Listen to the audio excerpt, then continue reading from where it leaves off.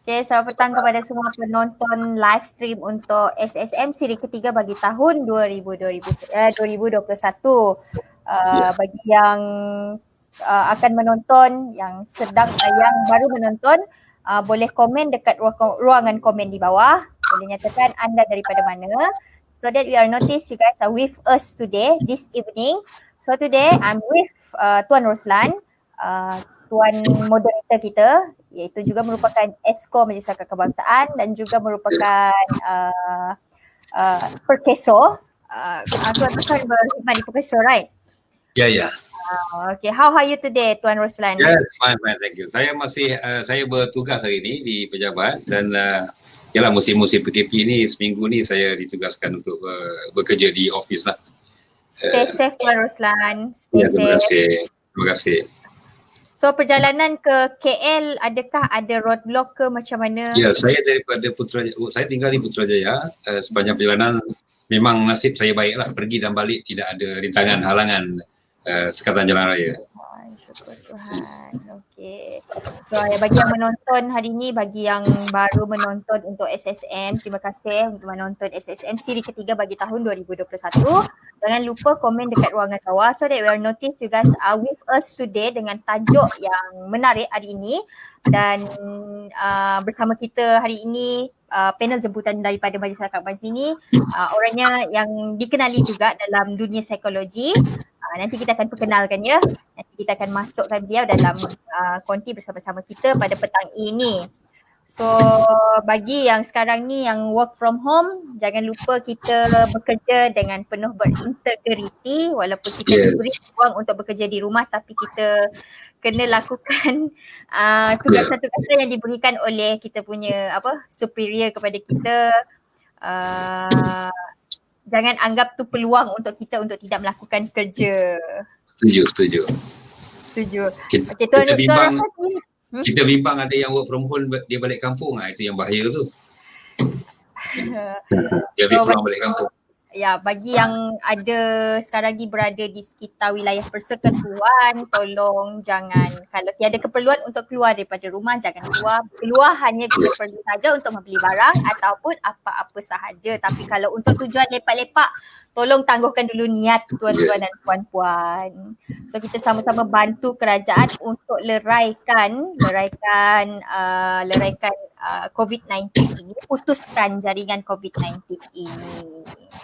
So Tuan Roslan, saya serahkan kepada Tuan Roslan untuk memperkenalkan panel kita pada hari ini dan tajuk pada hari ini. Ya, baik. Terima kasih Cik Ros. Syukur Alhamdulillah, hari ini kita bertemu lagi dalam siri ketiga 2021 siri yang ketiga. Ya, dan dalam program Sembang Santai Mak, kita santai-santai juga sepanjang PKP ini, mana yang tapi dalam santai itu kita ada terapkan perkongsian ilmu di antara sesama kita lah. Jadi saya nak memperkenalkan, saya ingat boleh Cik Ros sekali lagi boleh perkenalkan ya. Beliau ni adalah merupakan pensyarah di UPSI. Selamat datang yang berbahagia Prof Muhammad Aziz Shah bin Muhammad Arif. Selamat datang ke SSM Sembang Santai Mak ya. Baik. Prof ni orang panggil Prof Mas je ya. Singkatannya hebat. Singkatan kepada nama saya panjang, Muhammad Aziz Shah bin Muhammad Arif. Ya. Jadi Mas tu Muhammad Aziz Shah lah. Ya betul lah. Jadi memang pelajar apa panggil tu senang lah, dah tahu dah. Alhamdulillah. Ya. Tapi itulah nama pun hebat, saya rasa idea pun hebat. Jadi terima kasih yang berbahagia Prof Madya Dr. Muhammad Aziz Shah bin Muhammad Arif yang bersama-sama kita pada petang ini, yang akan sama-sama kita berkongsi tips tidak mewariskan masalah kesihatan mental kepada ahli keluarga. Jadi sebelum kita pergi lebih jauh, Prof Madya adalah merupakan pensyarah di UPSI, Universiti Pendidikan Sultan Idris di Tanjung Malim, dan saya rasa sebelum ini pun kami ada jemput juga dalam program SSM ni pakar-pakar yang berlatar belakangkan yang pelbagai. Jadi hari ini Prof yang memang mahir dalam kaunseling dan juga bimbingan, saya harap kita boleh berkongsi lah bersama-sama dengan rakan-rakan saya di luar sana, sama ada ahli akrab maupun penjawat-penjawat awam yang lain ataupun rakan-rakan kita yang like Facebook dan juga share, mungkin akan berkembang lagi ilmu-ilmu ni, Prof. Jadi baik, saya ingat kita boleh terus pergi kepada topik yang kita bincangkan, ya, Prof. Kita katakan dalam nak tidak menjadikan masalah mental tu sebagai waris, kita takut nanti waris-waris ada. Adakah dia berkaitan dengan nak kata genetik tu, mungkinlah melibatkan lagi panjang lah ceritanya tu. Jadi mungkin Prof ada tips-tips untuk tidak mewariskan masalah kesihatan mental ni kepada ahli keluarga yang lain. Boleh Prof kongsi bersama. Okey, boleh. Terima kasih. Ya, Rozaila, ya, Rostia Akrab Kebangsaan, ya, dan juga Puan Roslan Filos, sahabat saya daripada Majlis Akrab Kebangsaan.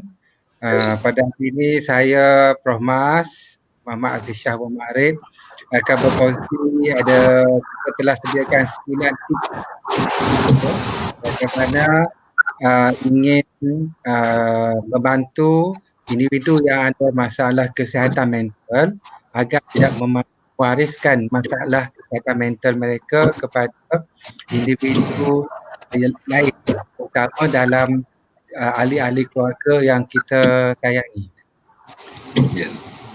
Sebab macam mana yang kita tahu, ya, individu yang ada masalah kesihatan mental ni, mereka ikut kajian sebenarnya ada kecenderungan untuk mewariskan ataupun mempengaruhi ahli keluarga itu untuk sakit sama seperti mereka. Kerana ahli keluarga ni dia akan memandang, dia akan melihat, dia akan merasakan, dan setiap tindak balas daripada ahli keluarga yang mengalami masalah mental ini biasanya mudah dilampiaskan ataupun dilepaskan kepada ahli keluarga, dan kesannya ialah nanti ahli keluarga akan sakit penyakit mental yang baru ataupun mereka akan sakit sama macam ahli keluarga yang mengalami masalah kesihatan mental. Kita kena sedar benda ni dan kita kena bantu bersama-sama. Maksudnya masalah itu akan stop dekat kita saja. So kita kena tamatkan cerita kita pada hari ini dengan indah, dengan damai, supaya anak kita tidak akan mewarisi cerita yang tak baik. Stop. Maka mereka akan mulakan cerita indah mereka dan mereka akan mulakan kehidupan baru yang tidak lagi bertakutan dengan masalah diri kita. Okey, jadi dengan itu kita ada 9 tips, ya. Jadi yang pertama, kita akan memahami fungsi kekeluargaan. Yang kedua, kita akan memahami masalah kesihatan mental yang dialami oleh individu itu macam mana. Yang ketiga, kita akan memahami keperluan membina psikologi anak yang stabil. Ni very important ni. Ini adalah parenting ni, psikologi perkembangan ni. Kita kena memahami secara asas dan praktikal saja. Yang keempat, kita akan tunjukkan kasih sayang kepada semua ahli keluarga. Yang kelima, kita akan tangani masalah dan stres diri kita dengan baik. Itu sangat penting. Ya. Saya ingat Ros dengan Roslan kalau tak cakap boleh tutup dulu kot mikrofon tu sebab ada suara. Okey. Minta maaf. Okey. Okey. Ya. Okey. Dan seterusnya ialah yang keenam ialah kita satu ketika kita juga kena terangkan kepada ahli keluarga kita tentang masalah kesihatan mental yang dialami oleh kita supaya mereka faham. Tetapi dengan had keadaan dan perspektif yang tertentu, yang positif, supaya anak-anak tidak terlekat dengan benda yang negatif. Yang ketujuh, apabila kita tidak boleh bertindak sendirian, maka kita kena tahu had dan limitasi kita sebagai pesakit mental. Kita kena minta bantuan pakar, terutama kaunselor, psikologis, psikiatris atau psikiatris, dan jika perlu bantuan ubat-ubatan, kita kena makan ubat. Makan ubat ni sangat penting sebab kita nak jadi relax, tenang bersama keluarga, bermain dengan anak-anak, senyum, kena makan ubat. Ataupun kalau kita bekerja, nak pergi office, nak buat grafik, nak berhadapan dengan orang lain, untuk atasi mood swing itu kita kena makan ubat. Ubat sangat penting untuk beri kita ketenangan dan membetulkan semula chemical otak dalam kita yang terganggu kerana masalah kesihatan mental itu. Okey, yang ke-8 kita kena pandai mencari sokongan sosial, dan yang ke-9 yang paling penting ialah kita kena pantau keadaan kesihatan mental anak-anak kita. Jika dah ada simptom-simptom awal ataupun berjangkit daripada pemikiran kita kepada anak-anak, cepat-cepat kita kena tangani awal supaya dia tidak boleh merebak dengan keadaan semakin teruk. Dan kita kena ingat dalam kesihatan mental, kesedaran awal dan pencegahan awal tu very very important, sangat penting.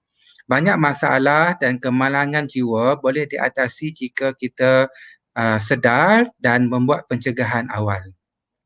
Okey, Tuan Roslan, ya? Cik Ros Okey, boleh saya teruskan?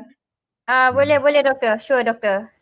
Okey, jadi kita lihat yang pertama, ya. Kita kena sesiapa saja kita kena memahami fungsi kekeluargaan. Sama ada orang tu ada masalah mental ataupun ada ahli keluarga yang ada masalah mental. Ada mak yang ada masalah mental dan ada bapa yang ada masalah mental. Dan ada mak dan ayah tak ada masalah mental tapi mereka ada anak yang ada masalah mental. Schizophrenia, depression, anxiety dan sebagainya. Ya, jadi kita kena walaupun apa masalah konflik dan krisis dalam kekeluargaan, kita kena memahami fungsi kekeluargaan. Keluarga adalah satu entiti yang ada sekurang-kurangnya 2 orang, mak dan ayah. Itu disebut keluarga. Dan ada keluarga yang dikurniakan anak. Maka itu dia panggil mak, ayah dan anak. Ya.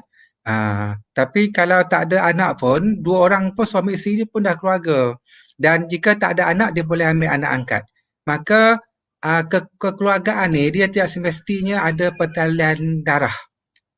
Tetapi apabila ada mak dan ada anak angkat dan dia menyayangi anak angkat tu macam anak dia, dan anak angkat tu menyayangi dia sebagai mak dan ayah, itu kekeluargaan.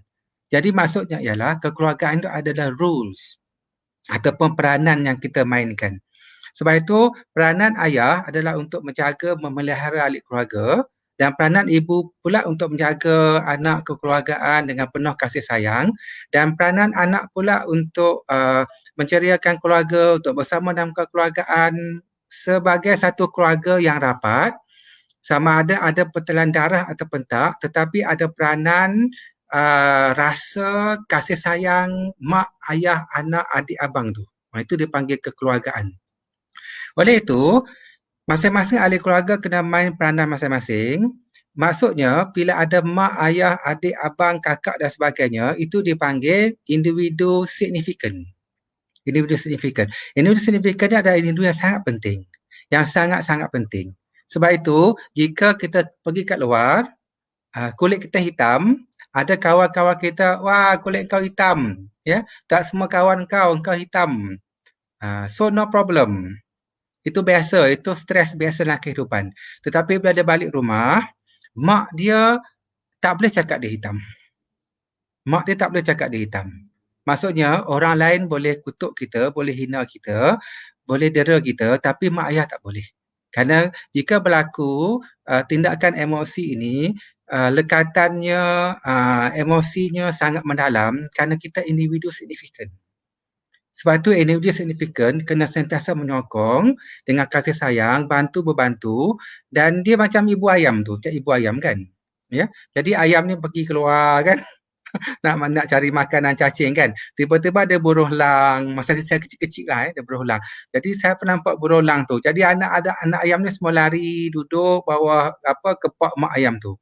Jadi dia membelai, dia memelihara, dia memberi sokongan moral, dia jaga emosi dan sebagainya. Itulah yang kita mainkan, peranan ibu yang penuh kasih sayang menjaga anak-anak, peranan ayah yang melindungi, menguatkan jati diri anak-anak dengan penuh kasih sayang, dan ahli keluarga lain, kakak abang dengan penuh kasih sayang. Ini adalah peranan kekeluargaan yang kita kena mainkan dan tidak boleh pinggirkan, kerana kerosakan dalam institusi kekeluargaan dia akan merosakkan masalah anak dan ahli keluarga, dan punca masalah kesihatan mental sebenarnya pada keluarga. Sebab itu Kalau hari ini, kalau kita lihat, sorry to say lah, kita lihat anak-anak yang ada masalah kesihatan mental saya jumpa seawal 8 tahun. Ada schizophrenia, ada depression, ada self-harm, ya, seawal 8 tahun. Tak ada 10 tahun, 12 tahun. Nah, sorry to say lah, jadi jika begini, biasanya yang individu yang paling signifikan, yang paling rapat adalah family. Dan ada banyak permasalahan itu sebenarnya berkaitan daripada ahli keluarga. Sebab itu keluarga kena mainkan peranan supaya mengukuhkan psikologikal anak dan bukan sebagai penyebab yang menyebabkan masalah kesihatan mental.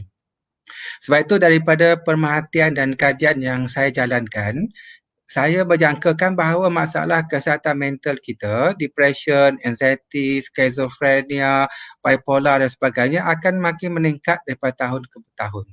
Punca dia ialah kerana kita mempunyai masalah kekeluargaan yang banyak konflik, yang rapuh, yang banyak penderaan, yang mempunyai masalah emosi tekanan yang tak diselesaikan, dan ini akan membentuk anak-anak yang mempunyai masalah kesihatan mental pada satu hari nanti kerana tak dapat diselesaikan dalam institusi kekeluargaan.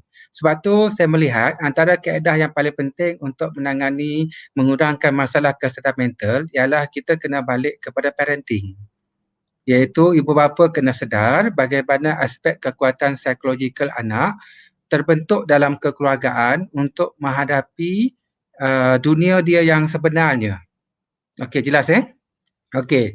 Jadi itu tips yang pertama lah Jadi kita semua kena memahami peranan kita dalam kekeluargaan. Okey, tip yang keduanya tadi ialah Prof, minta maaf Prof. Okey. Sebelum kita beritahu, saya minta maaf mungkin ada gangguan kat luar ofis saya ni, ada orang bertukang tapi mungkin dengar agaknya Kalau zaman saya kecil dulu Prof, kalau cikgu rotan kat rumah, saya bagi tahu pada ayah saya kena tambah lagi kena rotan. Jadi nak buat analogi yang Prof kata tadi, anak ayam tu kalau nampak elang dia akan lari, ibu bapa dia akan lindungi. Tapi satu sudut lain lah, mungkin ini kesan daripada pengajaran orang dulu-dulu mungkin berbeza agaknya. Kalau kita bagi tahu kat sekolah kita kena rotan sebabkan tak siap homework, sampai rumah kita bagi tahu kat ayah kita ditambah lagi. Tapi berbeza dengan hari ini. Boleh sedikitlah mungkin ada panduan. Okey, so terima kasih Tuan Roslan. Saya setuju tu. Sebab tu dia perubahan zaman, psikologikal, budaya, values, pendidikan, globalisasi pada hari ini merubah banyak kemahiran keibubapaan tu, ya. Macam bapa saya dulu dia bagi tahu pada saya, Tok Wan saya tu garang. Kalau bapa saya buat salah, dia pukul sampai berberak, sampai berdarah, ini nenek saya pupuk kunyit. Kan? Tapi bapa saya jadi orang. Jadi Tok Siak, jadi Tok Imam, kan? Baik. Tapi zaman sekarang, kita tak boleh praktis apa yang Tok Wan saya buat dan apa yang bapa saya buat kalau kaedah yang garang tu kepada anak-anak kita. Ya. Kalau kita buat juga, paling kita akan, anak kita akan telefon dia dera, kan? Maka kita akan dicas sebagai mendera anak dan kemudiannya polis akan datang, and then dia akan masuk dalam Facebook, dia akan masuk ke dalam WhatsApp sebagainya. Maksudnya parenting tu telah berubah. Dan sekarang ni kita tak tahu apa punca yang sangat spesifik kerana kajian-kajian perlu dijalankan dengan lebih lanjut. Remaja hari ini terlalu agak rapuh sedikit dan kerapuhan tu bukan saja peringkat remaja dalam pandangan saya.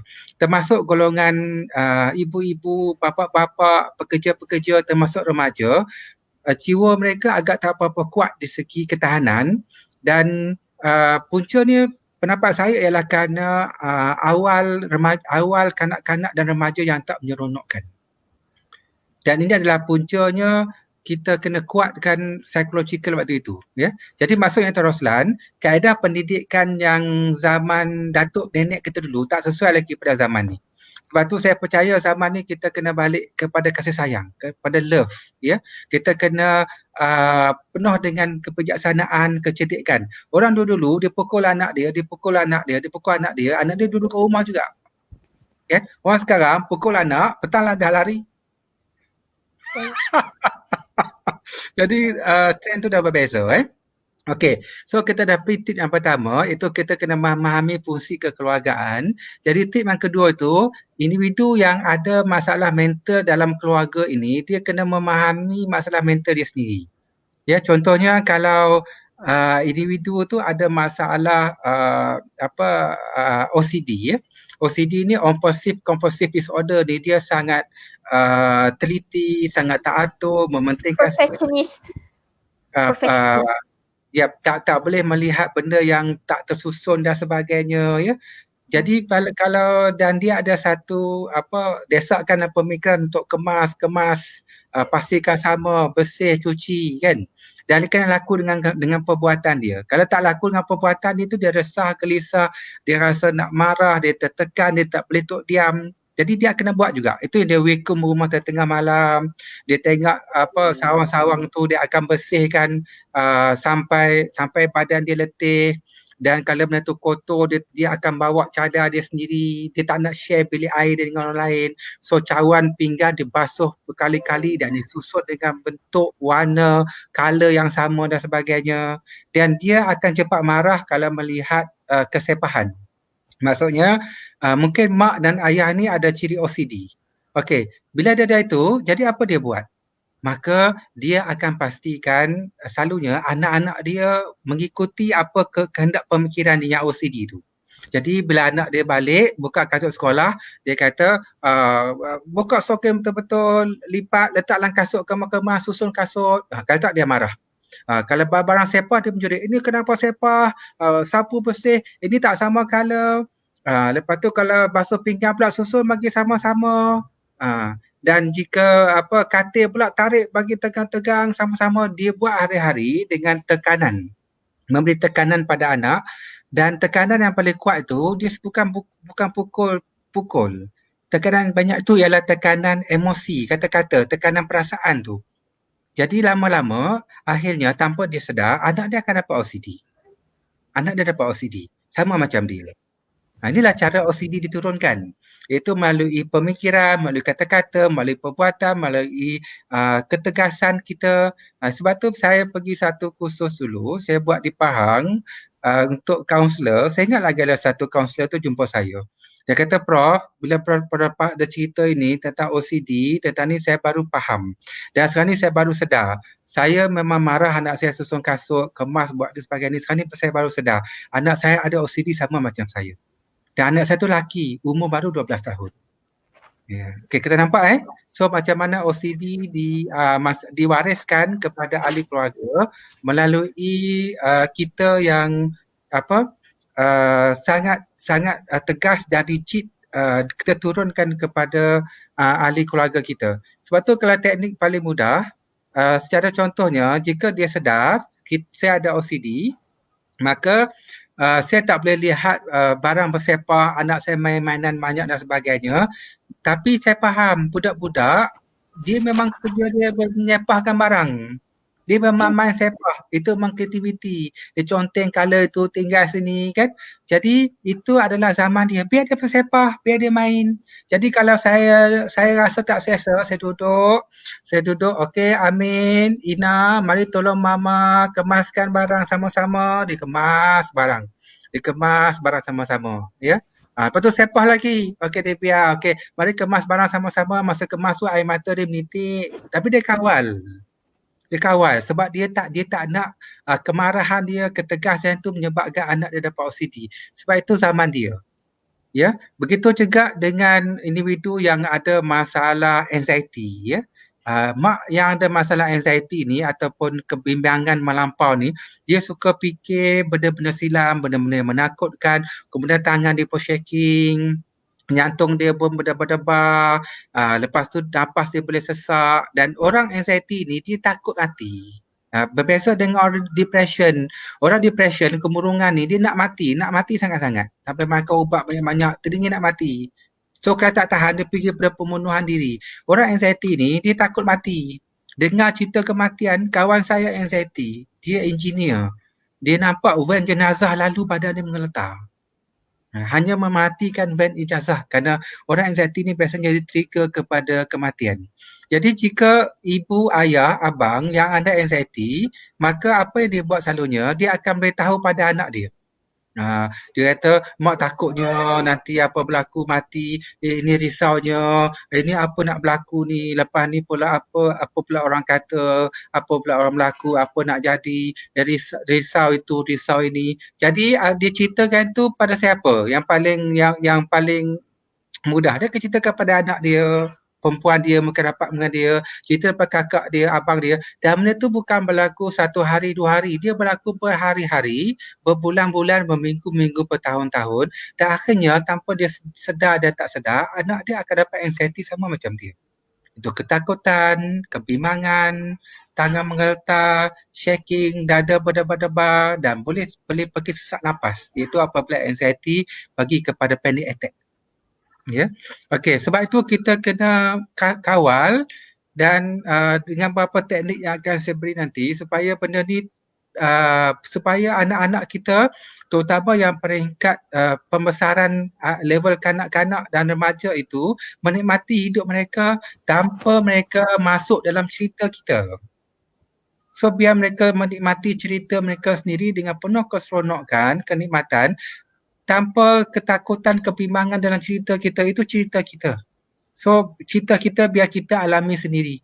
So jangan bawa anak kita masuk dalam cerita dan permasalahan kita. Nanti anak kita akan terjerat dalam keadaan itu, ya. Contoh paling mudah, saya ada satu klien saya ni dia ada satu fobia, iaitu fobia dia ialah dia takut kepada moskot. Jadi bila saya tanya balik, dia menggunakan penglihatan neo CBT, masa dia sekolah, dia pernah nampak satu moskot besar naik ke pentas dengan muzik dum dum dum dum. Lepas tu moskot tu pun dia takut, lepas tu moskot tu turun ke bawah, ambil dia, peluk dia menangis, dia meraung, dia menjerit, cikgu-cikgu semua gelak tengok dia, ya. Masa tu umur dia dalam tingkatan darjah 2 dan darjah 3. Sejak hari tu dia ada satu fobia, iaitu dia sangat takut moskot. Jadi kalau dia pergi pasar raya, dia tengok orang bertopeng, tengok clown sebagainya, dia berdebar-debar, dia takut. Jadi bila dia takut, dia selalu cerita pada dia pergi pasar raya, dia nampak moskot, mak takut moskot tu. Risau, jangan, moskot tu jahat. Takutnya, bimbangnya. Moskot tu tak cantik lah. Dia jahat, nanti dia buat apa-apa pada kita. Jadi dia cerita pada anak dia pamerkan ketakutan, emosi dia, pemikiran dan perasaan kepada moskot itu berhari, bertahun, berbulan. Dia kata akhirnya anak dia yang ada umur 5 tahun tu nampak moskot menjerit. Sama berlaku macam dia. So kita jelaskan. So inilah yang perlu kita atasi, macam mana masalah kesihatan mental diturunkan. Inilah yang dikatakan, inilah macam mana DNA diwariskan. DNA diwariskan bukan daripada genetik. Itu ada kajian yang sangat tipis, ya, untuk mengatakan tu. DNA yang sebenarnya ialah kita mewariskan kepada ahli keluarga kita melalui cara kita berfikir yang salah kepada anak kita, emosi, ketakutan kita wariskan kepada ahli keluarga kita, dan perbuatan kita, tindakan kita, marah kita, sakit kita turunkan kepada anak kita, dan akhirnya anak kita akan mewariskan masalah kesihatan mental kepada ahli keluarga kita. Ya, begitu juga dengan masalah kesihatan mental lain. Sebab tu kalau kita lihat satu kes dulu, satu artis Korea Selatan yang bernama Suli tu, dia seorang artis yang sangat terkenal dan akhirnya dia mati bunuh diri. Selepas dia mati bunuh diri, lepas tu tak lama lepas tu ada seorang kawan baik dia mati bunuh diri juga. Artis juga. Jadi kalau kita lihat bagaimana kawan baik dia boleh mati bunuh diri, ialah kerana mereka kawan baik. Bila kawan dia buat satu perkara yang negatif, dia melihat, maka dia dapat idea. Bila dapat idea, maka dia akan buat benda yang sama. Sebab tu dalam mental health, jika ada ahli keluarga kelar tangan, self harm, ya, ataupun mati menggantung diri terjun bangunan, maka jika ada ahli-ahli keluarga yang ada ciri yang hampir sama, so kita kena berhati-hati kerana dia boleh melakukan tindakan yang serupa seperti ahli keluarga itu. Kerana dia tak dapat idea bagaimana untuk bertindak dan melakukan apabila menghadapi masalah yang hampir sama dengan itu. Okey, Tuan Roslan, setakat ni okey? Ya. Mungkin saya nak tambah sikit, Prof. Boleh. Dalam musim PKP ni, Prof, dalam musim kita punya pandemik COVID-19, saya rasa bukan Malaysia sahaja, seluruh negara, seluruh dunia dan masalah global, kita tengok ramai yang hilang pekerjaan, kemudian rumah tangga berantakan. Jadi yang tips yang kedua tadi saya nak kaitkan, fahami masalah kesihatan mental yang dialami dengan senario pada hari ini, dengan tekanan hidupnya. Boleh Prof ulaskan sikit? Okey, so pada era pandemik ini, masalah kesihatan mental memang semakin meningkat dengan banyaknya. Dan peningkatan itu bukan sahaja pada peringkat Malaysia, tapi dunia. Sebab itu dalam profesion menolong seperti psikiatris, kaunselor, psikologi sebagainya, mereka akan mengatakan bahawa mereka mendapat peningkatan yang banyak dalam kes-kes stres, kes-kes mental health dan sebagainya. Itu bukan trend Malaysia, itu trend dunia. Sebab itu jika ada pengamal perkhidmatan menolong, mereka mengatakan kes makin berkurangan semasa pandemik, itu saya tak faham apa yang berlaku. Kan? Kes memang meningkat. Maksudnya kita kena tolong padang, kita kena bantu. Sebab tu masa era pandemik, jika ramai orang duduk di rumah, ya, tak keluar rumah, tak jumpa dengan orang, dan dengan berita-berita televisyen yang terlalu highlightkan benda yang negatif, dan highlightkan tentang kematian, highlightkan tentang kluster baru, zon dan sebagainya, dia telah memenuhkan minda kita dengan terlalu banyak benda-benda negatif, dan akhirnya yang kita bina diri kita adalah ketakutan.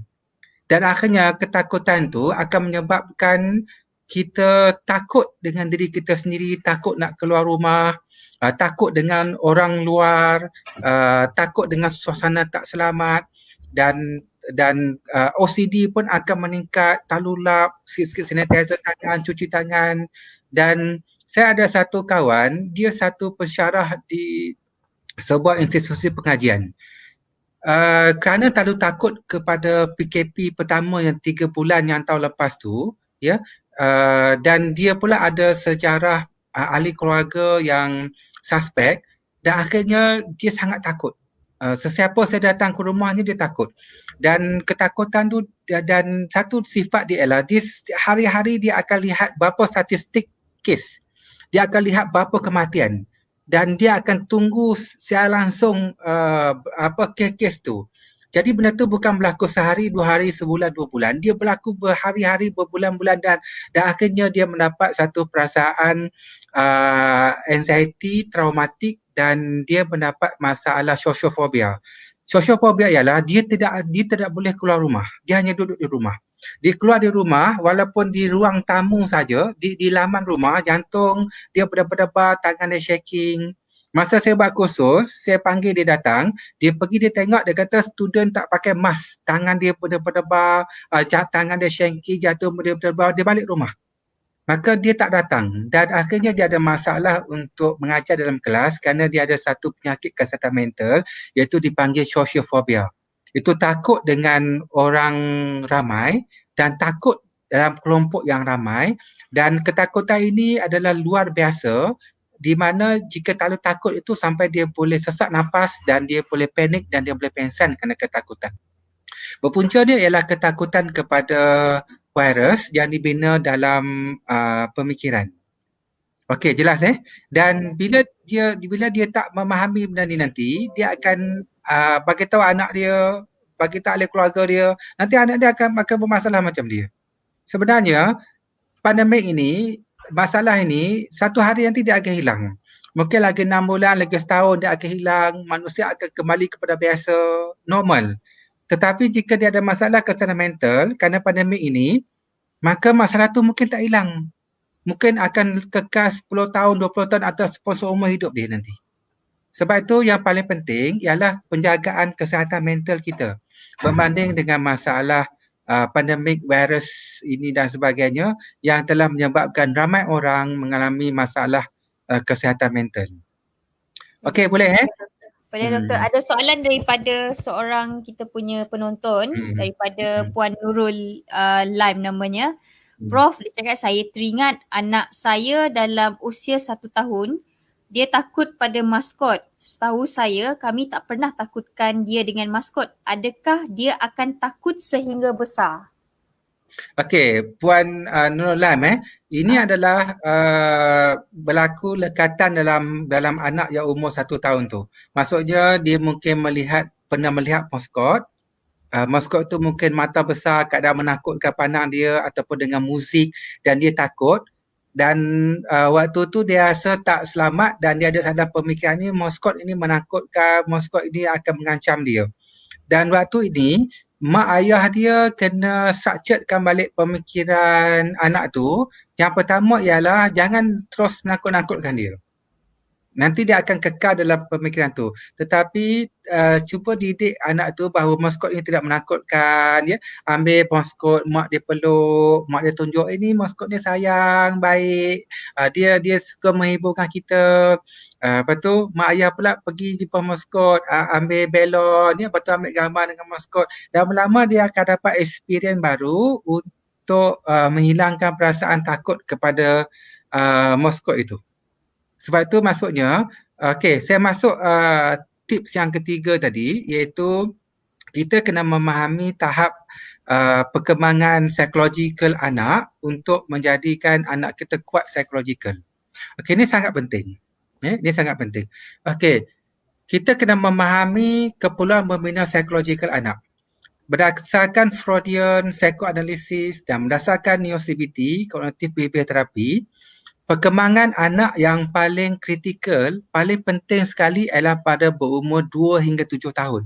2 hingga 7 tahun ni very very important years dalam pembesaraan anak.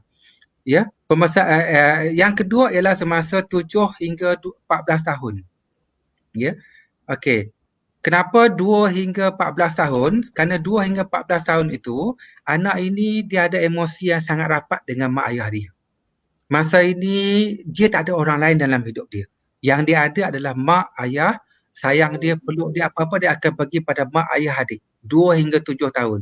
Sebab tu dikatakan apa-apa yang berlaku, peristiwa besar, traumatik, fobia, masalah mental health yang lekatan berlaku pada waktu ini, dia akan mempengaruhi kesan pada waktu dewasa. Yang kedua ialah masa 7 hingga 14 tahun. Ini pun sangat-sangat penting. Sebab itu dalam mental health, kalau kes-kes cabul, kes cubaan pemerkosaan, kes penderaan, kes bully, body shaming dan sebagainya yang berlaku pada umur 2 hingga 7 tahun, 7 hingga 14 tahun, jika tak dapat ditangani dengan baik, dia akan menjadi punca masalah mental health yang teruk pada anak apabila besar nanti.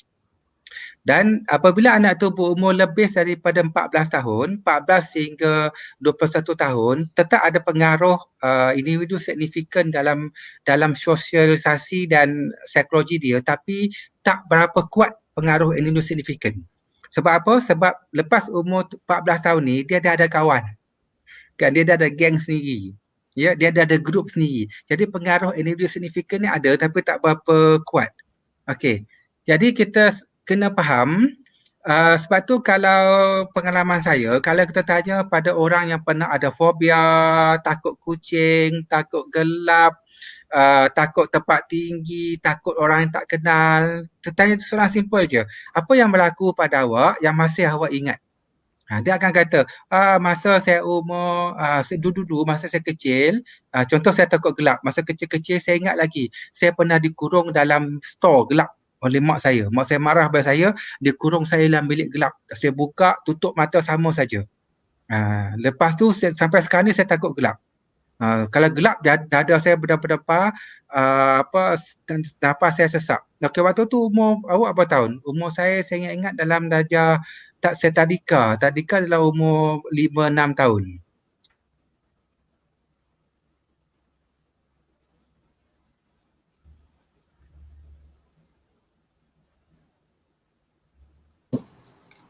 Hello, Prof.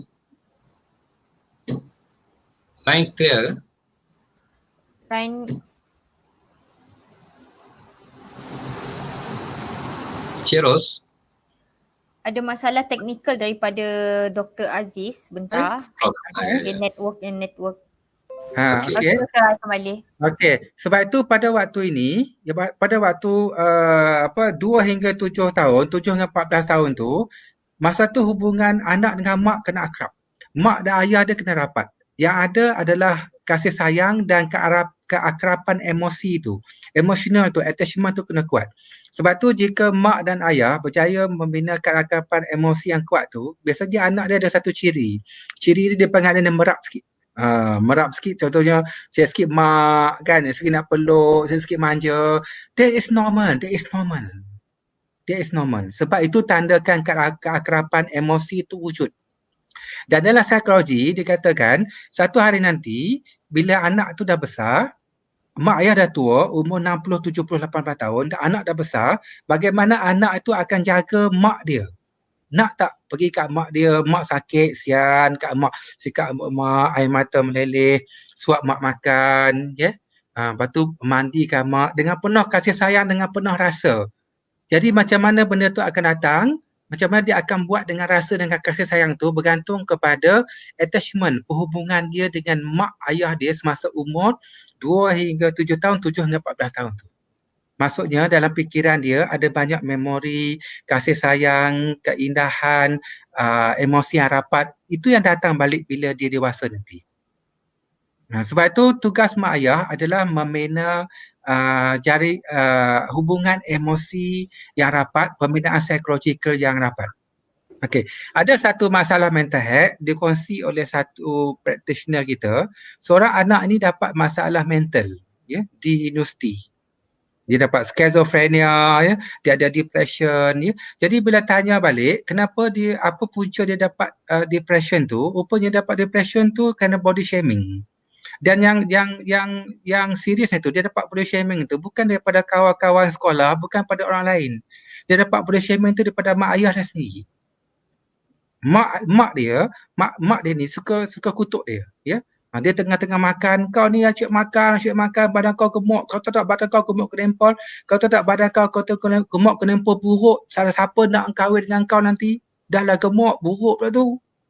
Jadi masuklah fikiran anak tu, jadi dia takut, dia bimbang, dia malu, dia pergi kat rumah, bila kawan dia pandang dia takut.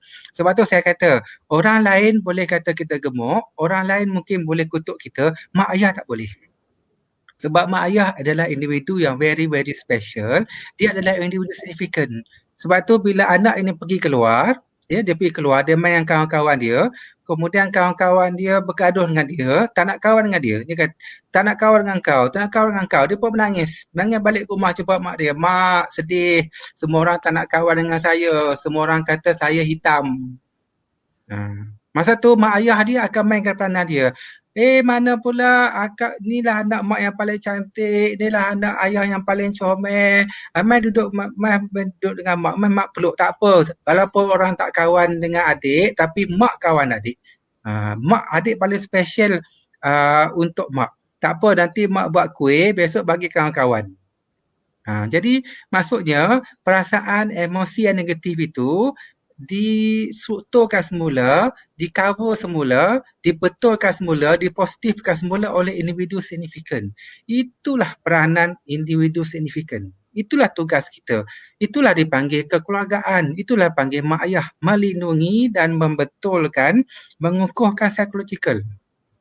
Sebab tu jika mak ayah tak boleh main peranan ini di segi umur 2 hingga 14 tahun, 14 hingga 1 tahun tu, maka psychological anak itu akan jadi tidak kuat. Saya pernah buat satu program mental health, ya, di sebuah universiti. Lepas cerita tentang mental health, waktu makan itu ada satu student ini, perempuan jumpa saya waktu makan, ya. Dia buka dia punya ni, ini penuh dengan parut. Dia buka tangan dia, ini penuh dengan parut. Dia kata, Prof, badan saya penuh dengan parut. Dekat perut saya, belakang saya penuh dengan parut. Ya, scar. Dan kalau saya buka baju, kalau roommate saya tak pernah jumpa saya, roommate saya akan menjerit kerana badan saya penuh dengan parut. Saya kata, kenapa berlaku begitu? Dia kata, kerana dia semasa dia berumur dalam 6, 7, 5, 6, 7, 8 tahun tu, dia telah dicabut oleh bapa dia sendiri. Dia dicabut oleh bapa dia sendiri.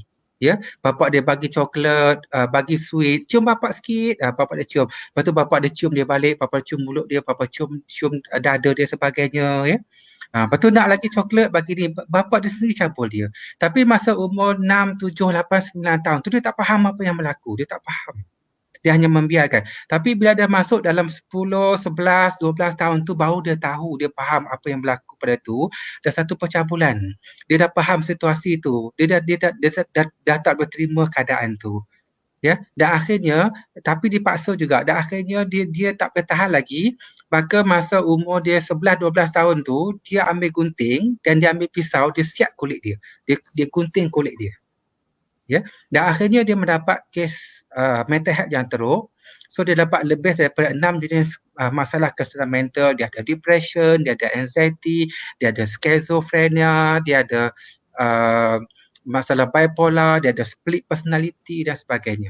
So kalau kita faham, masalah ini bukan berpunca daripada anak, bukan berpunca daripada pelajar.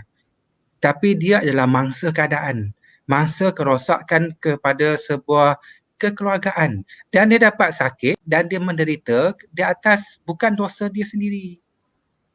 Bukan dosa dia sendiri. Okey, nampak macam mana pengalaman individu signifikan dan keadaan waktu kecil dan sebagainya yang mempengaruhi anak-anak apabila waktu dewasa. Dan saya ada satu pelajar dekat UPSI, dia lama tak jumpa saya. Ya, tak masuk kelas. Lepas dalam 2 minggu tu baru dia masuk kelas, 3 minggu. Saya tanya dia, mana pergi? Tak masuk kelas. Dia kata, saya tak masuk kelas sebab saya pergi Slim River, saya masuk ward psychiatrist. Dia kata, kenapa masuk ward psychiatrist? Kerana dia sakit, dia ada masalah mental health, dia ada depression, doktor kata dia ada bipolar. Jadi dia duduk 2 minggu di ward psychiatrist berserta dengan ubat-ubat dan nurse dan sebagainya. Ya, dan dia ada traumatik dan sebagainya. Jadi saya tanya dia, sejak bila awak sakit? Dia kata saya mula sakit, saya sedar apabila saya berumur 18-19 tahun. Iaitu bila banyak stres berlaku dalam kehidupan dia, tekanan kehidupan dia, benda-benda negatif berlaku pada dia, benda tu dia tak dapat kontrol. Dan apa yang berlaku lagi? Lepas tu waktu tu memori kecil dia datang. Dia dibuli, waktu kecil dia didera, dia saksikan mak ayah dia bergaduh. Dan akhirnya dia ada satu traumatik. Saya ada satu trauma. Apa awak trauma awak? Saya traumatik saya ialah saya trauma kepada rotan gitu. Dia tengok saja rotan, badan dia mengeletar, dia takut. Kenapa awak takut kepada rotan? Sebab saya dah ingat balik semasa saya umur 5-6 tahun, bapa saya pernah pukul saya dengan rotan sampai jari dia macam nak patah. Dia tahan dengan jari dia. Ya. Setiap bila awak ingat memori ni balik, dia datang balik semula secara sendirinya dalam fikiran saya dapat dikawal semasa umur saya 18-19 tahun bila saya ada masalah. Jadi maksudnya apabila memori kita waktu kecil itu banyak negatif terutama pada individu signifikan, apabila kita besar, kita berhadapan satu masalah yang teruk dalam kehidupan kita dengan kawan-kawan kita, dengan kerjaya kita, dan masa itu memori itu kecil akan datang dan hantam kita. Sebab tu psikologi kita jadi rapuh. Tetapi jika memori waktu kecil itu kuat, kita dengan kekeluargaan kita, individu signifikan kita, memori kita seronok, kita banyak menyanyi, kita banyak menari, seronok dan sebagainya. Bila dia besar, and then dia masuk dengan kawan dia ejek dia. Dia masuk dengan pecinta dia gagal. Lepas tu dia pergi kerja, dia kerja dengan bully. Masa ni memori waktu kecil tu akan datang balik. Mak dia kata, tak apa, anak yang kuat. Tak apa, Aiman hero mama. Okey, tak apa, Amin orang yang kuat. Tak apa, jatuh sikit saja, papa sayang, mama sayang, abah sayang, ya. Tak apa, abang-abang ada untuk bantu. Lepas tu dia ingat balik memori dan sebagainya. Maksudnya, kita kena banyakkan memori-memori yang positif untuk menguatkan psikologikal dia. Okey, semasa di UPSI dulu, ada 3 pelajar jumpa saya. Ada 3 pelajar jumpa saya, ya, serentak untuk bincang tentang tugasan, ya. Dan saya bercerita tentang tidur dan tentang mimpi, ya. Ada satu pelajar, dia ada masalah tidur malam. Dia tak boleh tidur malam. Ada satu lagi pelajar, dia ada masalah tidur dan mimpi ngeri yang menakutkan. Dan satu lagi pelajar, dia sudah Sarawak, ya. Dia kata dia tidur, letak mata, lena, tak ingat apa. Ini tidur paling baik, ya, paling baik. Dan saya tanya pada pelajar pertama, kenapa tak boleh tidur? Oh, kenapa? Kalau tak boleh tidur rupanya, apa yang perkara awak paling ingat? Dia kata yang paling ingat ialah masa kecil-kecil dulu, keluarga dia berpisah, bercerai, dan dia banyak tak seronok, dan kat rumah, kat sekolah, kawan dia ejek dia, keluarga dia tak bahagia dan sebagainya, ya. Jadi benda tu banyak ganggu pemikiran dia dan mengganggu tidur dia. Dia tak menikmati tidurnya nyenyak. Dan yang kedua ini, wajah dia, kulit dia hitam-hitam sikit, ya, tapi hitam manis, tapi dia cantik. Dan masa kecil-kecil dia sekolah rendah, kawan-kawan dia suka ejek dia keling. Suka ejek dia India sebab kulit dia hitam, keling India, dan dia rasa saya sangat malu, sampai sekolah menengah pun saya malu. Dan masa dia cakap tu pun air mata dia meleleh. Sebab tu sampai sekarang kat universiti, bila ada kawan-kawan dia ejek dia, perli dia, memori itu kecil dia datang balik. Bahawa dia pernah dibuli, pernah body shaming. Sebab tu bully dan body shaming ini dikesan dia sangat buruk kepada psychological dan mental health kanak-kanak remaja bila dia membesar. Sebab tu jangan ejek-ejek. Jangan biarkan benda ni berleluasa, ya. Kerana dia kena balance dengan keadaan yang baik. Dan saya tanya pada pelajar ketiga yang meletak kepala, tidur mati, tak ingat apa-apa. Apa yang awak ingat waktu kecil? Kita, saya tak ada apa-apa lah Prof. Cuma yang saya ingat waktu kecil-kecil dulu, saya banyak pergi menari dekat sekolah. Lepas tu mak ayah saya tepuk tangan saya menari. Kemudian sekarang kami suka menyanyi. Sampai sekarang saya suka karaoke, saya suka menyanyi. So menari seronok, main muzik. Maksudnya experience dan pengalaman dia banyak yang menyeronokkan, yang happy. Jadi itulah tugas kekeluargaan kita. Sebab tu kalau ikut WHO, kalau ikut dalam badan-badan pertubuhan kanak-kanak, untuk parenting kita kena cek diri kita. Kita ada 5 benda yang kita kena cek tentang parenting. Sama ada anak kita membesar sebagai kuat tak untuk psychological dia. Yang pertama ialah kita kena tanya soalan diri kita, adakah anak saya membesar dengan gembira sebagai kanak-kanak? Dia kena gembira sebagai kanak. Jadi apa ciri kanak-kanak yang gembira? Dia boleh menyanyi, dia boleh gelak, dia boleh bergoleng, dia nak lompat atas katil mak dia pun lompat, kan? Nak pakai kasut tinggi mak dia pun pakai. Lepas tu boleh jadi rama-rama, boleh jadi kucing, tak dimarahi. Dia menjerit, dia seronok, dia menyanyi, dia bergolek, dia seronok. Ini buat sikit kena marah, menjerit sikit kena marah, lari sikit kena tarik telinga. Ya. Yang kedua, kita kena cek diri kita. Adakah anak saya bebas meluahkan emosi dia? Bebas meluahkan emosi dia. Ini datang jumpa kita. Mak, bapak nangis, sedih, kawan-kawan tak nak kawan saya, sekolah kata saya, cikgu kata saya tak masuk dalam senarai harapan sekolah. Senarai harapan sekolah yang dapat 5A tu 10 orang je, saya tak masuk, saya sedih. Ya. Tak apa, walaupun Amin bukan harapan sekolah, Amin harapan mak. Tak apa, Amin buat belajar untuk mak. Jadi dia rasa kuat, dia rasa power. Ya. Lepas tu besok datang pula jumpa kita, mak hari ni suka sangat, happy sangat, gembira sangat. Kenapa? Dapat surat. Kawan lelaki tulis surat. Kan? Dalam surat tu bukan surat biasa, ada love dengan berbedak. Jadi maksudnya ialah anak itu bebas meluahkan perasaan sedih kepada mak ayah dia, dan dia bebas meluahkan perasaan gembira, dia bebas meluahkan perasaan takut, dia bebas meluahkan apa-apa sahaja perasaan secara terbuka tanpa apa-apa halangan. So emosi dia kuat. Dan yang ketiga, kita kena tanya daripada diri kita, adakah anak saya membesar dalam keadaan yang rasa selamat? Kita kena bagi rasa selamat. Maksudnya selamat dekat rumah, selamat dengan ahli-ahli keluarga, selamat dengan abang dia, tak rasa tak ancam, dan selamat dekat depan rumah, selamat dekat orang luar. Maksudnya kita takut.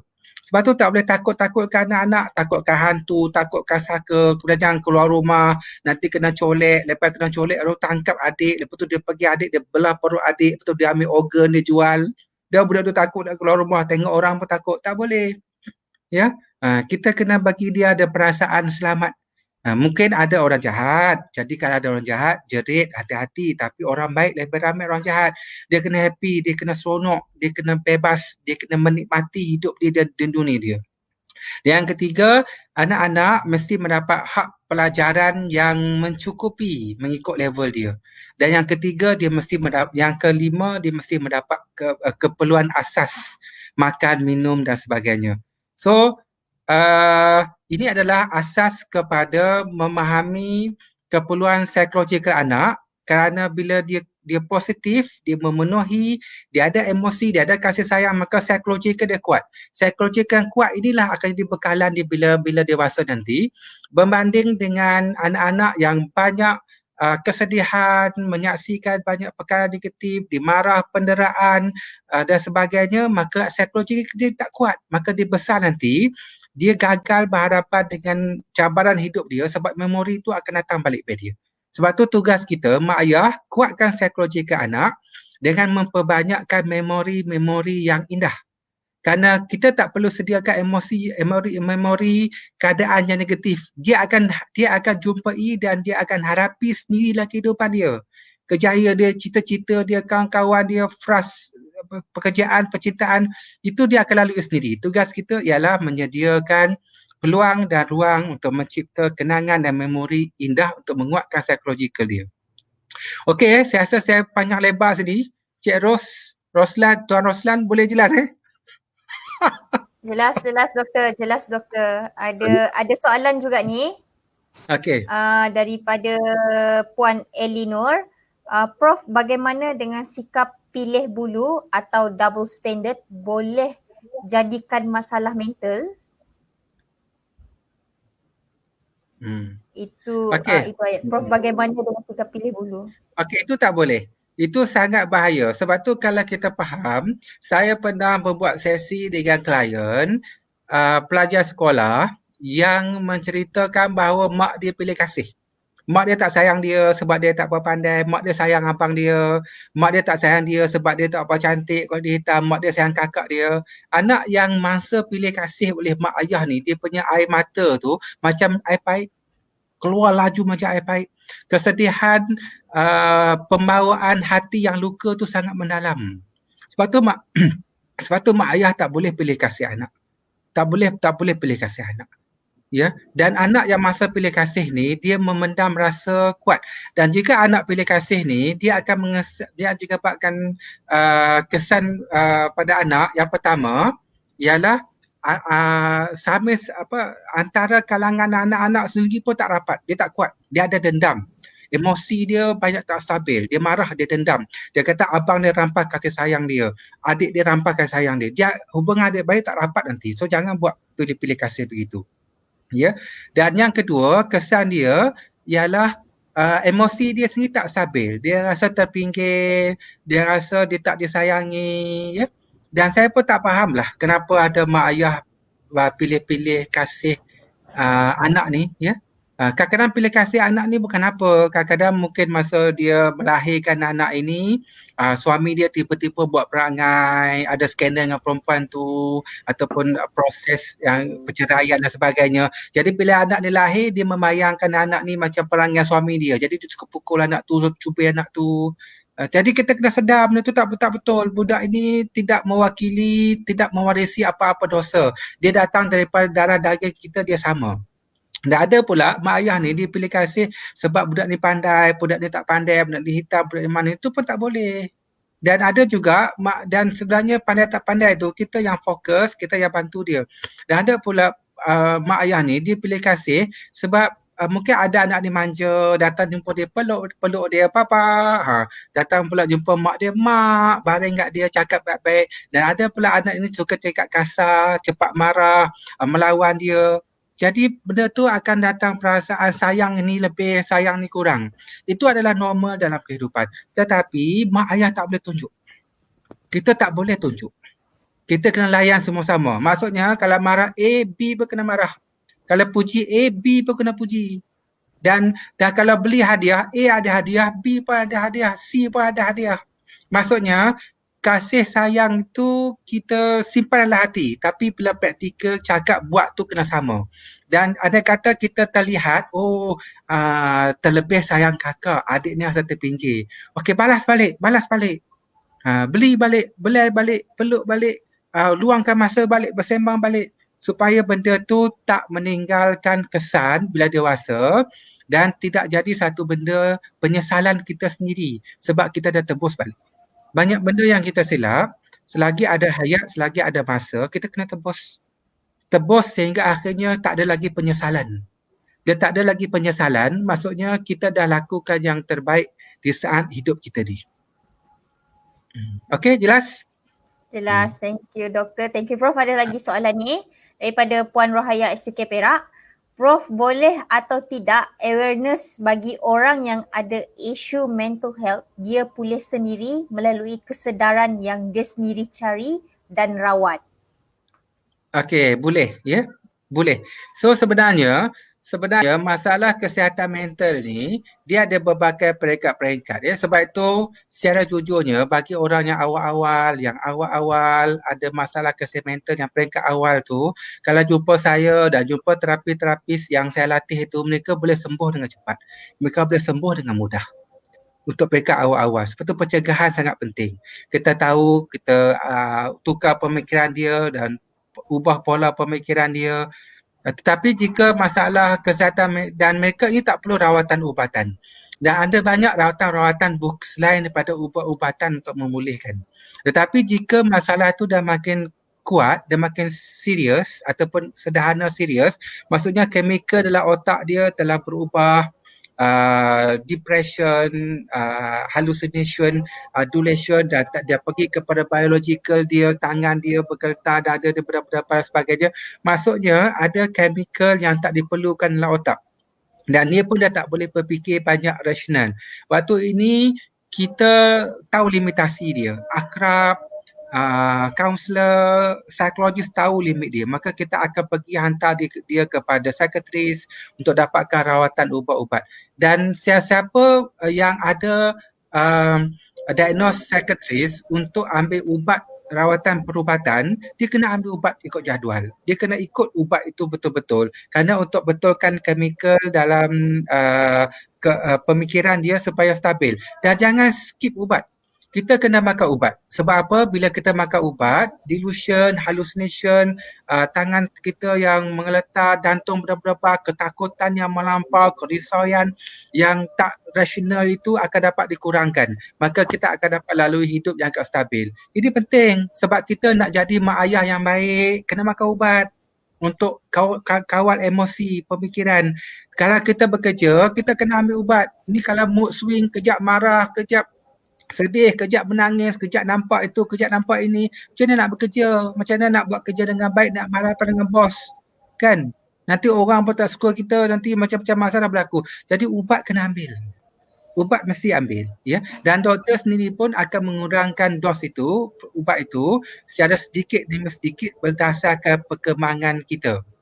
Tetapi, andai kata kita boleh merawat diri kita sendiri, maksudnya kita boleh merawat diri kita sendiri dan kita boleh kontrol simptom tu tanpa perubatan, itu paling bagus. Itu paling bagus. Itu sebenarnya rawatan nombor satu. Saya ada satu pesakit yang ada masalah anxiety dan dia jumpa dengan doktor psikiatris dan doktor psikiatris bagi dia ubat untuk anxiety. And then dia jumpa dengan saya, dia makan ubat anxiety tu dalam masa 1 minggu. Lepas tu kepala dia pening dan sebagainya, proses untuk penyelesaian diri dan dia kata, biasa saya tak nak makan ubat, dia kata. Saya kata, kalau awak tak tahan, awak kena makan.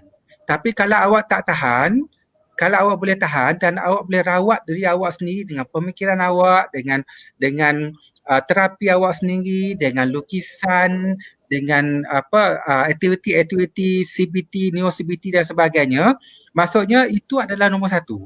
Maksudnya biological dia, sistem imun semula jadi dia yang merawat diri dia, membetulkan chemical otak dia dan sebagainya, itu bagus. Itu nombor satu. Tapi kalau tak boleh, dia tetap kena ambil ubat. Maksudnya macam kita demam. Kadang-kadang kita demam, kita rasa demam tu okey, sederhana, kita boleh kontrol, kita hanya makan benda berkhasiat, kita ambil vitamin C, kita senaman, dia hilang. Okey. Tapi kalau demam tu makin teruk, badan kita makin mengeletar, berpeluh-peluh dan kita tak boleh bangun, duduk, kita mesti ambil ubat. Kita mesti ambil ubat. Antibiotik bantuan untuk memulihkan kita seketika sampai kita pulih. Jadi maksudnya adalah siapa yang didiagnoskan untuk ambil ubat dan perlu ambil ubat untuk jadi mak ayah yang baik, untuk masak, untuk kontrol anak-anak supaya tak marah orang, supaya tak cederakan orang lain, supaya delusion tak ada, dia kena ambil ubat. Dia mesti ambil ubat. Kalau tak nanti lagi teruk, lagi bahaya dan boleh cederakan orang, cederakan dia, kena ambil ubat. Tapi kalau dia rasa dia boleh kawal diri dia, ya, dia kawal diri dia melukis, dia rasa lega, ataupun dia buat journal, dia buat autobiografi, dia buat dia lega kan. So maksudnya dia boleh pulih tanpa ubat. Itu lagi bagus. Biasanya peringkat-peringkat awal boleh begitu. Okey. Dan satu lagi, kita kena ingat satu benda. Ubat-ubat psikiatris ini, dia tidak boleh menyembuh sepenuhnya. Ubat-ubat psikiatris ini dia hanya menghalang simptom-simptom biologikal saja. Macam tangan dia mengeletar, maka dia ambil ubat tu dia lebih stabil. Jantung dia suka berdebar-debar, ya, dia ambil ubat tu jantung dia lebih tenang, ya. Dia banyak delusion, dia banyak hallucination, dia tak boleh kawal diri dia. Dia rasa nak cedera dia ambil ubat tu dia lebih tenang, dia lebih relax, dia lebih cool. Dia rasa badan dia lebih santai walaupun dia mengantuk dan sebagainya. Maksudnya dia hanya merawat simptom-simptom saja. Tapi yang memulihkan sebenarnya untuk mental health ni ialah psikologikal kita, iaitu bagaimana kita ubah pemikiran kita daripada positif kepada negatif. So kita ajar diri kita bagaimana untuk kawal stres, untuk kawal marah, bagaimana kita ubah cara hidup kita supaya lebih ceria, bagaimana kita selesaikan masalah kita, bagaimana kita dapatkan social support daripada keluarga.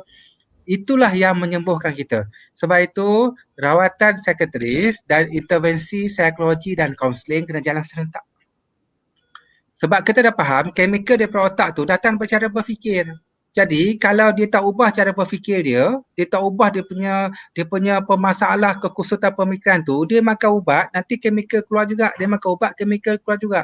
Sebab tu kalau dia makan ubat, chemical kurang, dia ubah pemikiran, dia ubah cara berfikir, dia selesaikan masalah dia lebih tenangkan diri dia, maka ubat tu akan mengurangkan chemical otak dia yang tak diperlukan, dan cara berfikir, cara menyelesaikan masalah untuk berhadapan dengan kehidupan itu akan mengurangkan. Tapi kalau dia boleh buat terapi, positifkan diri dia, sibukkan diri dia dengan benda-benda yang baik, cari benda-benda yang menyeronokkan, membahagiakan, wujudkan balik hormon-hormon gembira dalam diri dia secara semula jadi, itu lebih baik. Tetapi kena dapatkan keadaan yang sebenar pesakit kerana dia lebih tahu keadaan diri dia sendiri. Okey? Sorry lah Roslan, saya ni kalau cakap macam tu. Saya bersemangat. Okey. Take your time. Bagi clear betul-betul. Bagi clear. Itulah. Okey, mungkin kita ada next tips yang masih ada lagi yang kita berbaki ni. Okey, jadi kita dah faham tips yang ketiga tadi, iaitu bagaimana kita kena membina psikologikal ahli keluarga kita dengan kuat. Jadi caranya ialah kita jangan memindahkan masalah tekanan kita kepada anak-anak. Kita tak boleh memindahkan tekanan kepada anak-anak, ketakutan kita kepada anak, paranoid kita kepada anak-anak, dan tunjukkan pada anak-anak tentang masalah tu. Nanti anak tu akan lihat, maka pemikiran dan emosi tu akan masuk dalam diri dia, dan dia akan dapat experience dan dia akan dapat memori tu, maka nanti anak kita dapat sakit.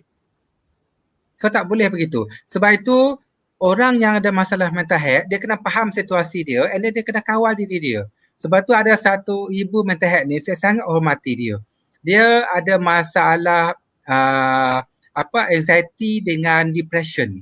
Anxiety dengan depression. Tapi dia faham apa dia. Jika dia ada anak yang berumur 8 tahun, 9 tahun, 7 tahun, jika anxiety dia nak datang, ya, maka dia akan masuk bilik, dia akan tenangkan diri dia akan kunci bilik dan dia akan dengar muzik, ya, dengar radio, dengar irama, dia tenangkan diri dia. Bila dah stabil, okey sikit baru dia keluar bilik, dia main dengan anak dia. Maksudnya dia tak nak tunjuk keadaan dia sakit, dia menderita tu kepada anak dia. Sebab dia tak nak tengok lekatan dalam memori anak dia, mak dia sakit, mak dia susah, mak dia sengsara, mereka akan tekanan pada anak dia, nanti anak dia akan sakit macam tu.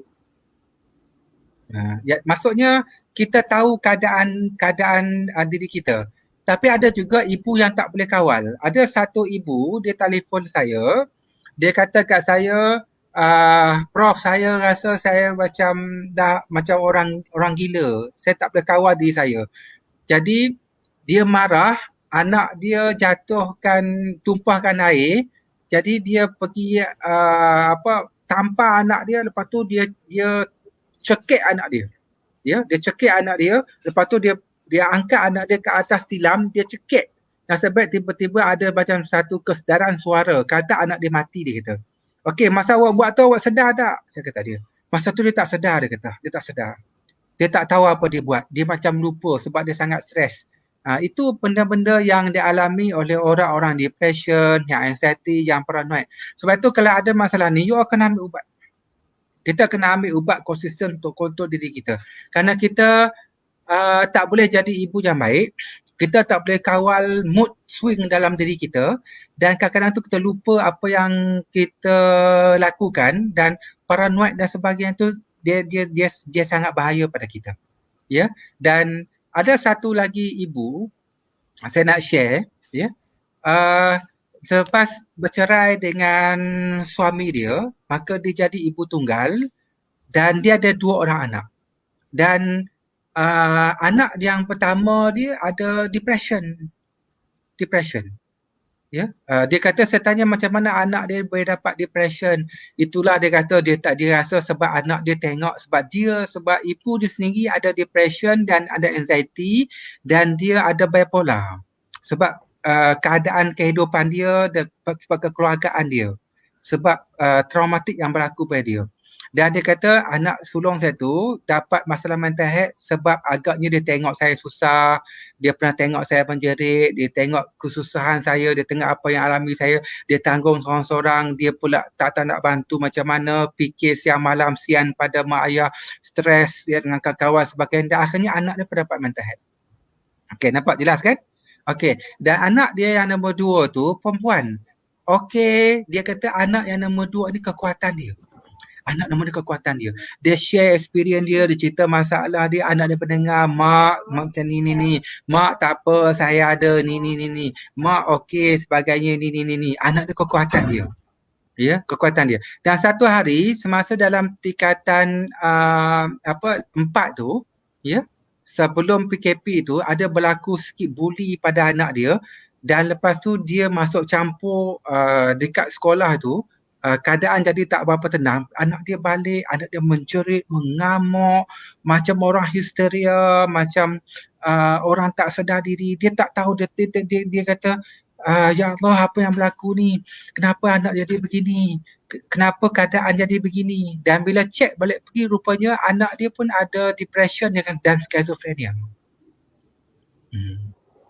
Berlaku begitu. Maksudnya anak dia pendam dah lama dan sebagainya. Jadi kenapa berlaku begitu? Kerana selama ni dia ceritakan masalah pada anak dia ceritakan tekanan pada anak dia ceritakan masalah kehidupan dia ceritakan kesusahan dia, kesakitan dia, kepenatan dia, emosi dia, masalah delusion dia, masalah hallucination dia, tekanan dia kepada anak dia.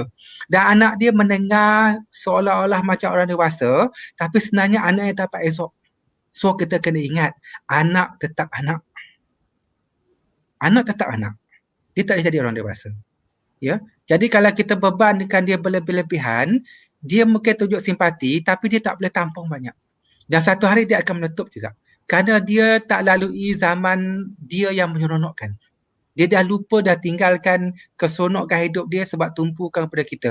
Sebab itu ahli-ahli keluarga yang ada pesakit mental, kita kena cari bantuan pakar, dapatkan sokongan sosial, ya, selain daripada meluahkan pada anak yang keterlaluan ni. Nanti anak-anak remaja ini yang kecil ni, dia perhati, dia lihat dan dia tak dapat tanggung masalah kita tu. Kita pun tak dapat tanggung, tambah pula pada dia.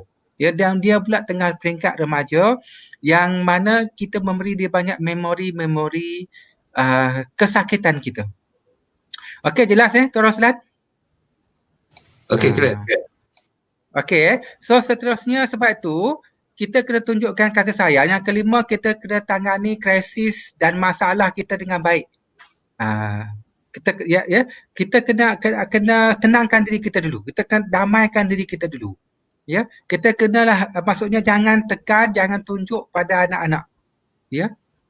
Kerana ini akan meninggalkan memori dan kenangan bagi dia, maka dia akan hilang tadi yang 3 perkara asas yang saya cerita tadi tu.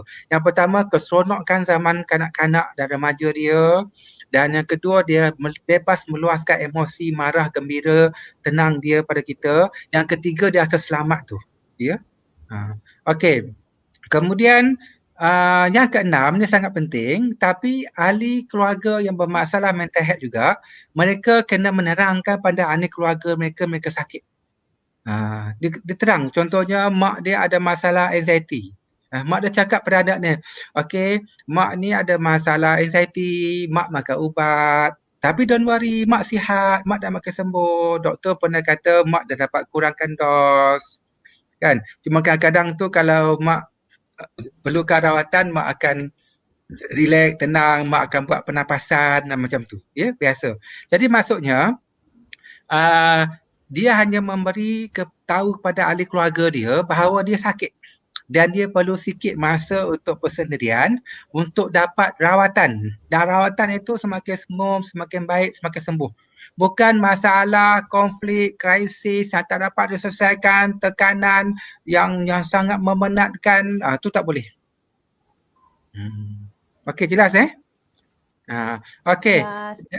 Okey, jelas Dan nombor 7, jika kita tak dapat kawal diri kita tak tahu apa nak buat dan kita tak boleh lagi persendirian, maka kita kena sedar bahawa kita perlukan bantuan pakar. Ya, sebab itu pada orang yang sangat stres, dia rasa hidup dia tak ceria, dia rasa nak lari pada semua orang, dia rasa nak self harm, maka kita ada talian kasih yang berfungsi selama 24 jam untuk telefon, untuk menceritakan, ya. Kerana waktu tu fikiran kita kusut, fikiran kita, idea kita berbelit-belit dan dia jadi buntu, dia jadi gelap. Maka waktu itu kita perlukan orang lain untuk merungkaikan kekusutan tu.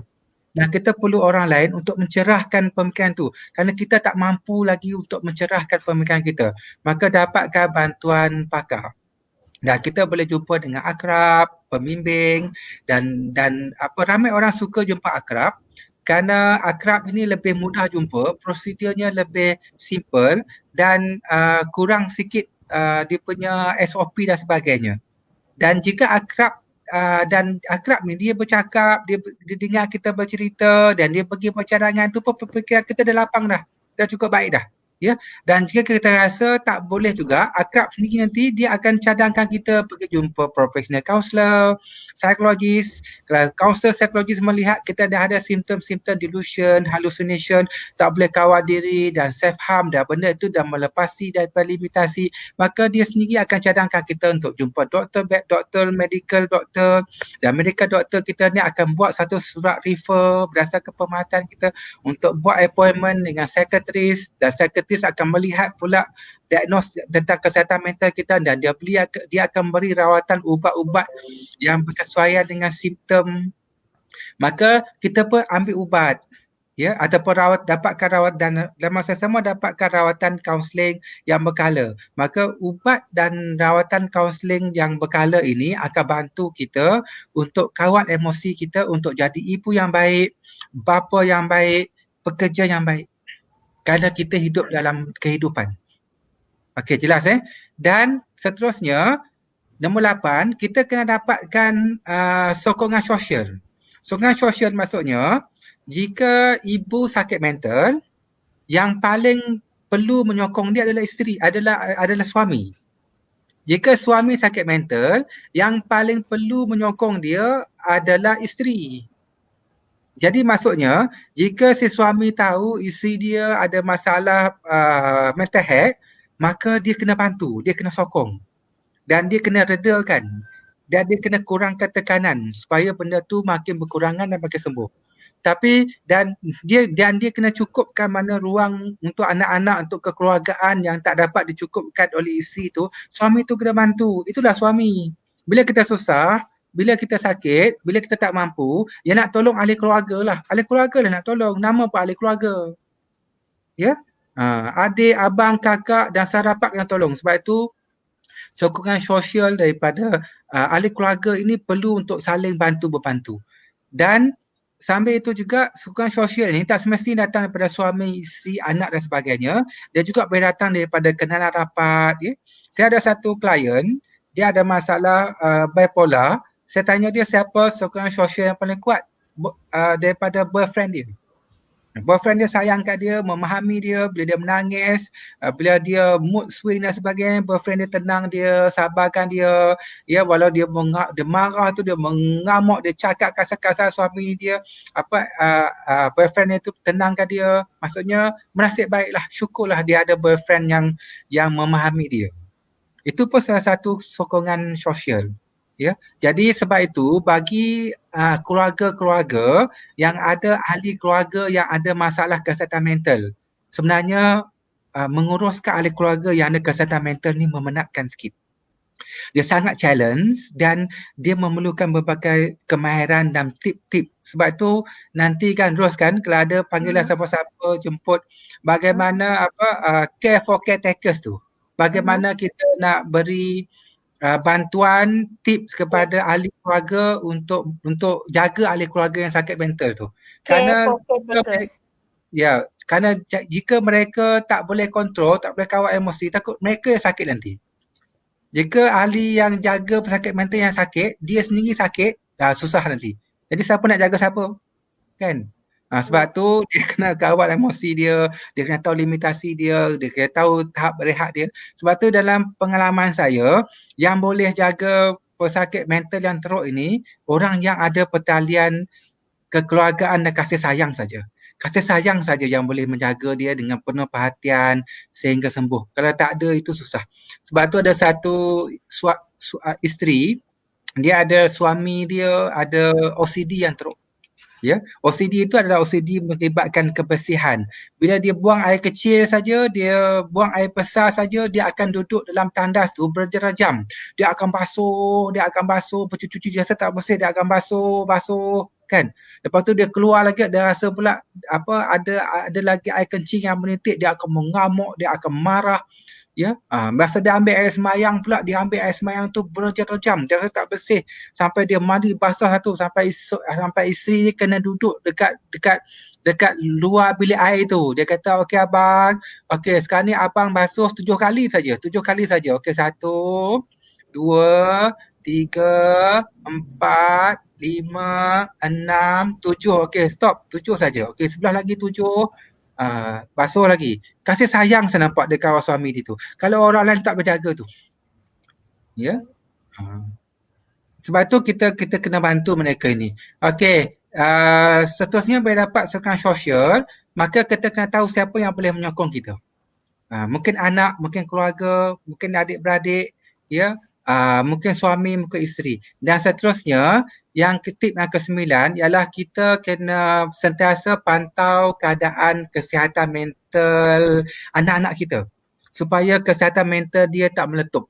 Itu yang sebagai contoh tadi, satu klien saya tu, dia ada bipolar, dia ada schizophrenia, dia ada depression, dia ada anxiety, dan dia jadikan anak dia yang perempuan itu untuk menceritakan masalah dan sebagainya.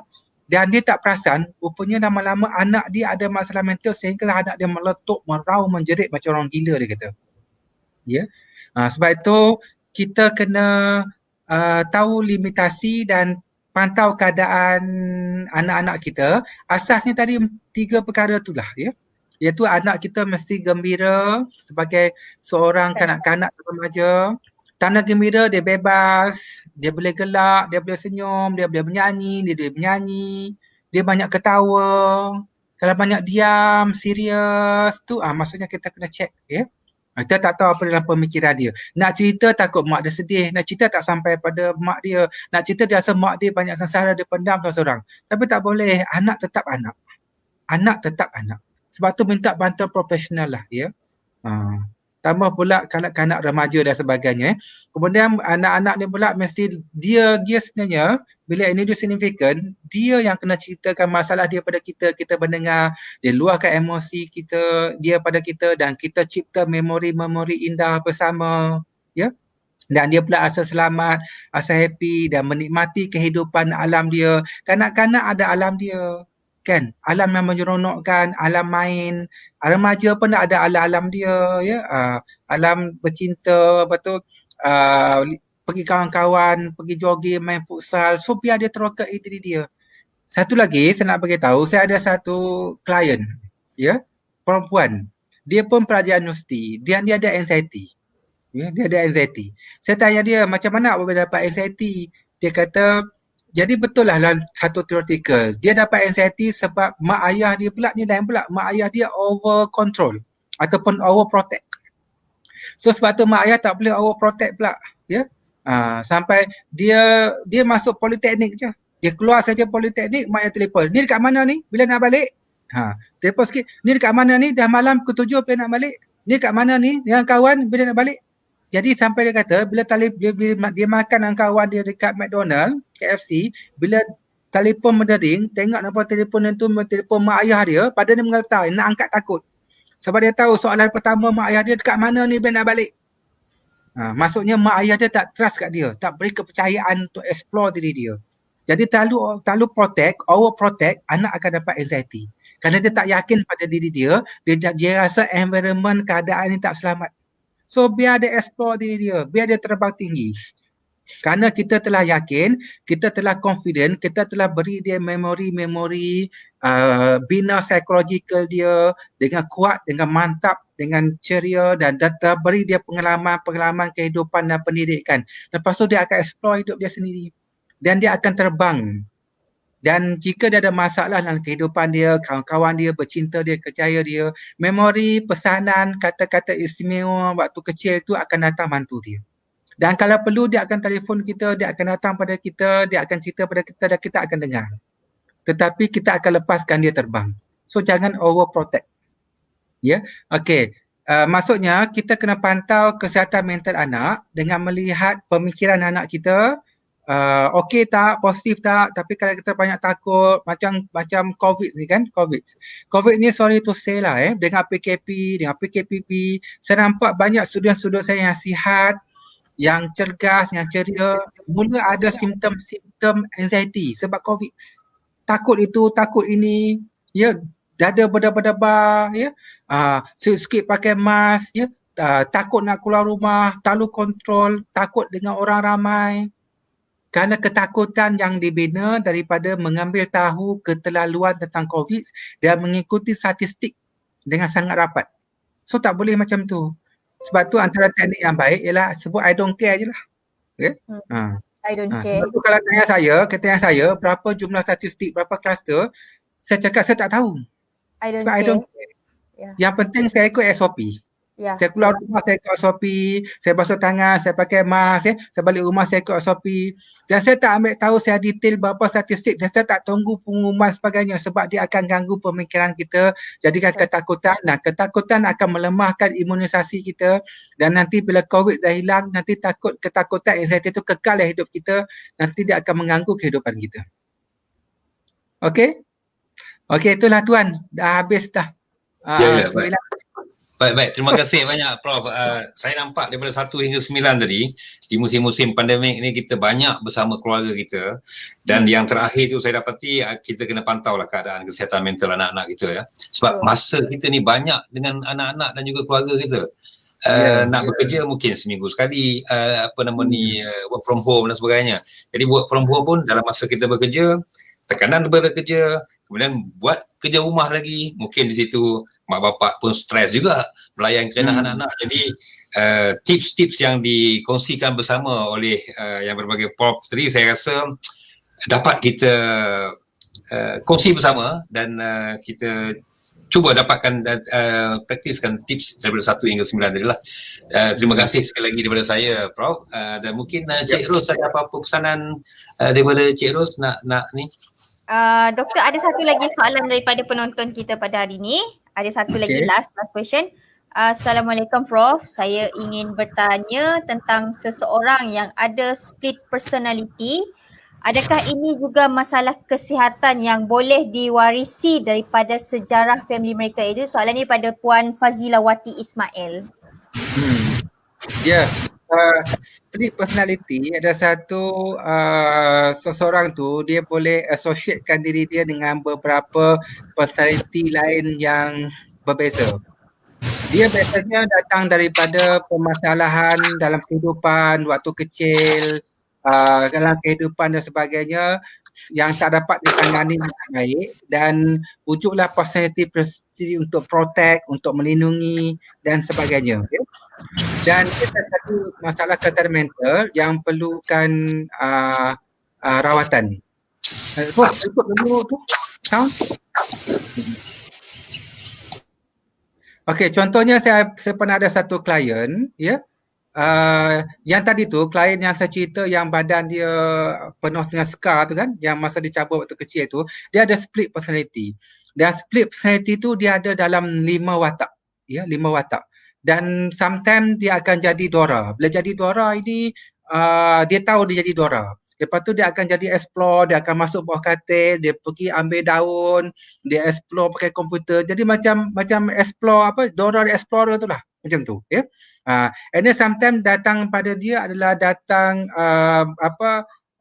Laura. Bila datang Laura tu dia sangat romantik, dia sangat baik, dia sangat concern, dia sangat ambil berat dengan orang lain, cakap dia pelembut, nak dimanjai. Memang macam tu, dia berbeza. So dia mula suka solek-solek, jaga diri, dia jaga pakaian dia. Dan once dia nak jadi David, masa ni dia tahu dia David. Masa tu lepas tu pemikiran dia akan stres, dia akan tension. Lepas tu dia ada hilang ingatan. Lepas tu dia takkan ingat apa. Masa jadi David ni biasanya dia masuk schizophrenia. Masa dia masuk pada unconscious mind. Masa tak sedar diri. Masa tak sedar diri dia akan mengamuk. Dia akan menjerit. Masa tu 4-5 orang pegang diri dia pun semua melambung. Dia tak akan sedar apa masa jadi David. Masa dia sedar tu dia telah masa dia sedar nanti dia akan ada di ward kecemasan, doktor akan injek saja. Artinya dia tahu dia ada beberapa watak lagi pada diri dia yang datang secara split personality. Dan ini semua adalah sebab-sebab masalah mental health yang berlaku chemical dalam personality dia, hasil daripada masalah-masalah kesihatan mental. Sebab tu masalah kesihatan mental ni dia sebenarnya real dan dia satu benda yang agak complicated. Dan setiap orang yang mengalami masalah kesihatan mental, pengalaman saya, walaupun dia ada anxiety, dia ada depression, dia ada bipolar, tapi ciri spesifiknya keadaan pembawaan tu tetap tak sama. Sebab tu kadang-kadang tu dia bercampur-campur dengan berbagai-bagai keadaan permasalahan lain. Tapi dia adalah satu masalah kesihatan mental, masalah biologikal, kognitif yang tak ada kaitan dengan hantu, saka, jin, semua tak ada. Jadi ubatan yang paling bagus adalah medical dan psychological. Ya, itu paling baik. Jangan terperangkap dalam perangkap hantu, saka, jin, sebagainya. Nanti dia akan masuk ada distorsi baru. Jadi dia akan masuk dalam satu permasalahan baru. Nanti berbagai masalah kronik, nanti lagi problem, nanti lagi menderita, lagi susah nak sembuh. Ya, sebab itu penting juga dijaga. Tapi dalam masalah kesihatan mental, kita boleh dan kita digalakkan menggunakan amalan-amalan agama dan rohani yang menenangkan diri kita. Contohnya kita nak baca surah, ya, kita nak minum air yasin, itu okey, no problem. Kita nak selawat, no problem. Tapi tak ada scan hantu, saka, jin, tu tak terlibat langsung. boleh, itu digalakkan mengikut amalan agama masing-masing. Okey? Thank you doktor, thank you Profesor Dr. Muhammad Aziz Shah. Terima kasih. Thank you Cik Roslan. Okay, sebelum saya nak mengakhiri untuk SSM siri ketiga 2001, saya ingin mempromosi program online daripada Profesor Dr. Aziz, iaitu pensijilan online MLT, Mindfulness Love Therapy, yang akan diadakan bermula pada 15 hingga 18 Mac, iaitu batch keempat ya doktor.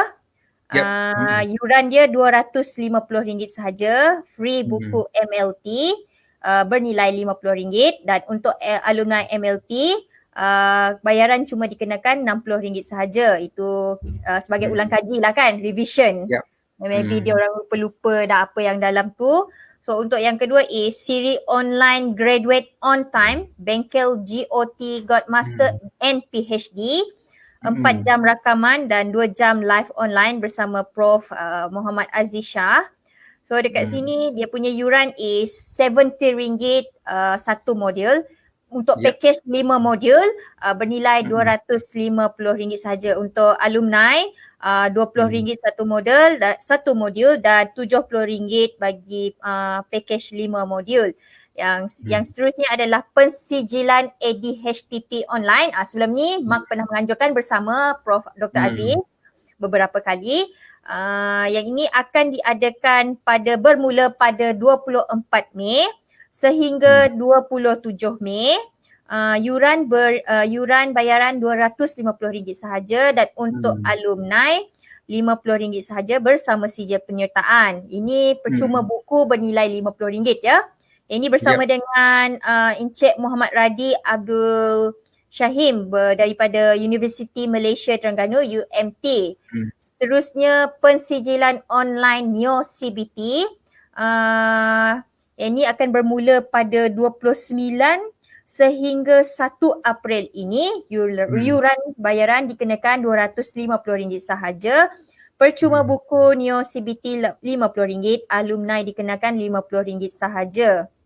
Yang ini kalau yang nak join any program online from Profesor Dr. Muhammad Aziz, boleh hubungi 0132407068 ataupun boleh masuk dekat official Facebook Prof Dr. Aziz Shah Positif. Dekat situ nanti beliau akan kongsikan. Saya follow Profesor Dr. Aziz dari dulu lagi sebelum salam perkenalan kita daripada KBS dulu. Saya berkhidmat di KBS dulu sampai sekarang Prof.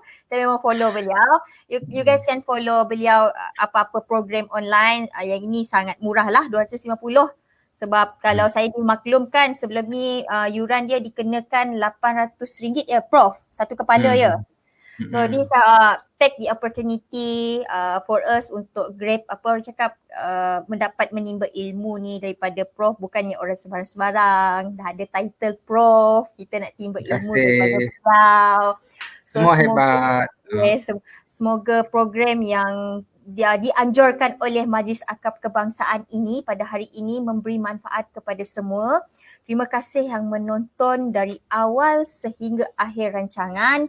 Yang tak dapat nak join kita sehingga akhir, tak apa. This is a recorded live stream. Anytime you free, boleh tonton. Kita sambil-sambil kita makan keropok ke apa ke, boleh tonton kat rumah secara santai bersama program hari ini. So kepada Prof Aziz, Majlis Akad Kebangsaan mengucapkan ribuan terima kasih untuk SSM siri ketiga bagi tahun 2021 ini. Kepada Encik Roslan yang sudi menjadi moderator kita pada hari ini, terima kasih Encik Roslan. So doktor, kalau ada Prof, kalau ada apa-apa lagi yang ingin dikongsikan, anything issue yang you want to share with us, you are kita orang terimalah doktor bila-bila masa doktor nak share dengan kita. So Prof Aziz ada tak yang untuk digulungkan sebelum kita ended up this live stream this evening? Okey, itu saja saya ucapkan jutaan terima kasih kepada Majlis Akad Kebangsaan Cik Rozila, Tan Roslan yang sudi jemput saya, dan dan kita kena sebarkan kesedaran kesihatan mental dan semoga pencegahan awal dan kesedaran ini dapat menolong ramai orang untuk menikmati kehidupan dan untuk anak generasi kita. Kita tidak boleh spoilkan generasi kita lah, ya. Sebab generasi kita adalah aset dan kejayaan kita untuk masa hadapan. Mereka perlu kuat dan berjaya untuk negara kita. Terima kasih. Thank you Terima kasih. all. Terima kasih. Semoga lagi Terima kasih. jumpa lagi. Jumpa Ya. lagi pada next session. Jumpa lagi next program. Assalamualaikum warahmatullahi wabarakatuh. Salam. Terima kasih.